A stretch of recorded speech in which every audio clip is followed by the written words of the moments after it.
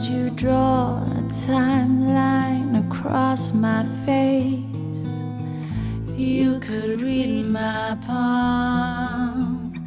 Would you share? I'm Leonie Casanova, and I guess I'm here today because I wrote a song used over the end credits of The World Unseen, directed by the wonderful Shamim Sarif and produced by Hanan Katan.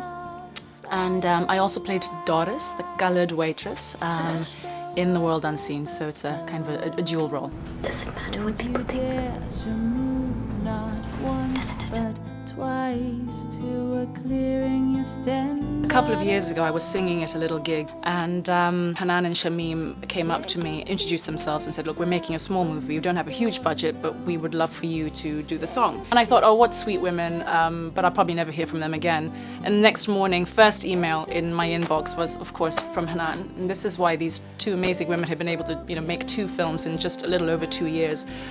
Both wonderful pieces of work. Would you hide the thoughts you couldn't tame in the shadows? Shamim is brilliant. The book is layered, it's textured, it's delicate, it's smart, it's all sorts of things, and so there was a lot to draw from. I have lived my entire life in this place by their rules. I do not want to end my life alone because of that. But I guess one of the things that jumped out at me was how several different characters in the film are all taking risks. That informed the way I wrote the song in terms of posing these questions and just how far will you go? How much does this matter to you? Take a piece for yourself when the storm blows.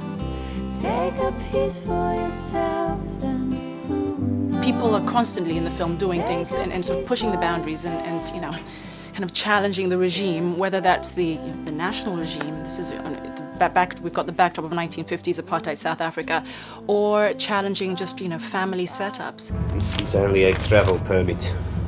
Yes, sir. Where's your pass? But I don't have a pass, sir. I'm colored, not black. It looks like a cafe to me. I'm half Zambian, half Italian, but I went to school in Swaziland, which is a little kingdom in South Africa. I was there during apartheid. The section where you are standing is for whites only. Bloody blacks.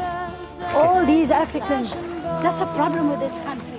Hey boy, get me some water. I remember going on a school trip once in a bus, and a whole load of us at an international school, mixed lot of kids, and going to a bathroom in South Africa and having to split up with my really good friends, and all of us having to use different stalls. Which at the time as a child, it's kind of hard to process, and it was certainly not a reality that I encountered on a day-to-day basis because I lived in Swaziland, but for anybody that was exposed to that, it's horrific. Take a piece for yourself when the storm blows. My role was small but significant. Piece for yourself. Again, I carry this tray of Cook Sisters, which I drop because I'm clumsy in the film and in life a little bit. When I drop them, it's a moment and the two characters connect, and it's if I hadn't been that clumsy, we might not be sitting here having this interview. To make 2 films of such, in my opinion, fantastic quality, with great cast, with such sensitivity, such integrity, I think both the director and producer did a stellar job. The passion with which they approached this project, I think is palpable.